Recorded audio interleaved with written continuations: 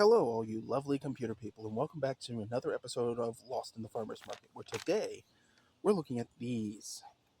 Look at these guys. They're something, aren't they? They're very big. In fact, you could say they're large and in charge. And these mystery plants are a member of the nightshade family, so they're Solanaceae. Their scientific name is Physalis, virginiana, and the specific variety is Elmer, not to be confused with a certain Fudd. The common name is perennial ground cherry, and the word Physalis is ancient Greek. It comes from a similar word that means bladder, which is referring to the shape of the husks, the papery husks over the fruit. That's right, this is one of the husk tomatoes, essentially. Virginiana means of Virginia, because this is the native species to the eastern coast. It is native to North America, and this is a selected cultivar from Elmer, New Jersey. Elmer, not to be confused with the legislator, Mr. Floyd.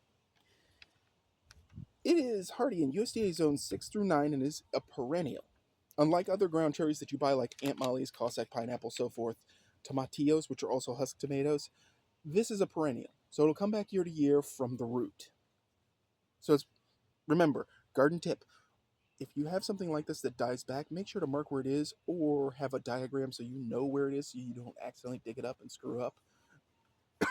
I'm totally not speaking from experience. Anyway, this plant prefers a soil pH of 6 to 6.5, and that is an estimate. The literature is a little sketch on that. Its exposure is full sun if irrigated or partial sun if not, and in this case it is getting partial. It gets morning sun, and then by noon or thereabouts, a little bit after, it's in the shade. No direct sunlight. So these guys are like pushing 2 feet tall, which was definitely not on the seed packet, and the leaves are massive, also not on the seed packet. The height can be 1 to 2 feet, estimate, and apparently mine are going hold my fertilizer. They don't care. The width can be 8 to 12 inches, which I totally believe, but I think these plants are already more than a foot wide each. Now, they don't have any also known as names, so there's no confusion. Now, what makes these plants interesting is that the fruit is what we're after, of course. So, the fruit is contained in a little papery husk that keeps out the bugs and the dirt, which is great. It's supposed to have a sweet pineapple flavor with a bit of tartness, which is different than your traditional ground cherry, which is what this is, in that traditional ground cherry has a pineapple strawberry flavor. The fruit is yellow-orange when ripe, and if it's like other ground cherries, you can gently jiggle the plant and the ripe ones will fall off. We're going to find out sooner or later. Now, it blooms from July to August, and this is being shot in May, so we're not far off. I mean, if these plants keep getting bigger, though, oh boy. And the flowers hang downward. Now, if you've ever seen a ground cherry flower, it's roughly bell-shaped, and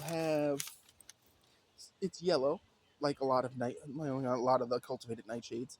It's bell-shaped. It doesn't have individual petals. It's one big cup. And it has a dark reddish or brownish mark where the petals would separate normally.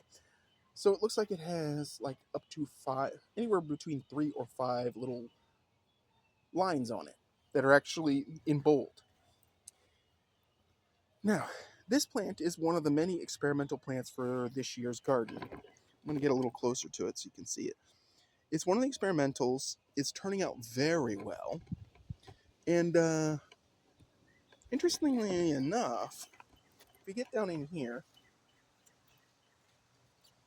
these are individually singular plants that have branched, which is something that Cossack pineapple, Aunt Molly's ground cherry, they don't do this. They're normally singular stalk, and then that stalk V's at a certain point and forms a canopy, much like peppers and eggplant will do. So that's actually interesting that this is wild nightshade genetics in play. Now, what will they produce? How much? That's the test. So, these plants seem to take the same care as tomatoes, peppers, eggplants, and so forth. Um, I don't know if they're supposed to shoot up and get huge like this, but there is one other feature on here that I feel that I need to show you. Let me get close again. Do you see the pronounced ribbing on here? No other ground cherries I've ever grown do that. So that's an interesting feature. If you can get these, I do recommend giving them a shot. Growing them is very easy from seed. You just, you know, nearly surface sow the seed, keep it moist until they come up, move them out to sun as soon as possible, and then let them rip. So that's perennial ground cherries for you. It's an experimental crop that I recommend you get. I believe there are a few vendors online you can get the seed from. So, with that said, if you have any thoughts about perennial ground cherries, please put them in the comments section. As always, folks, keep them growing, and the blog is still running. If you like this episode, please hit like. If you haven't already, please subscribe, and thanks for watching.